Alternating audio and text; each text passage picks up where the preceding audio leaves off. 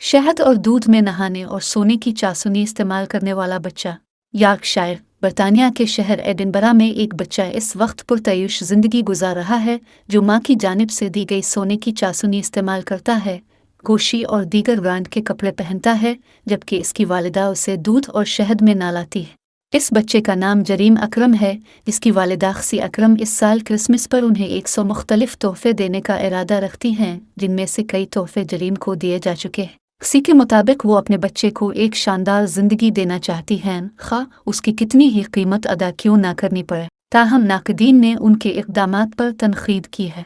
चंद माह कबल उन्होंने बच्चे के लिए डिज़ाइनर चाशनी बनवाई जो ठोस सोने पर मुश्तमिल थी और 1000 पौंड से ज़ायद की लागत आई थी। हैरत अंगेज़ तौर पर यह बच्चा पहले दूध और शहद से नहाता है और उसके बाद पानी से नहलाकर तैयार करती है। बच्चे की 33 साला वालिदा ने इसके लिए पूरी दुनिया की नेमतों का ढेर लगा दिया है और इस साल क्रिसमस पर 2500 बरतानवी पाउंड के तोहफे जरीम को देंगी, जिनकी आमद शुरू हो गई है और एक ही दिन सारे तोहफे खोले जाएंगे। इस साल जरीम अपने वालिदैन के साथ किनरी जज़ायर की सैर करेगा और लग्जरी ट्रेन में तवील फासला भी तय करेगा।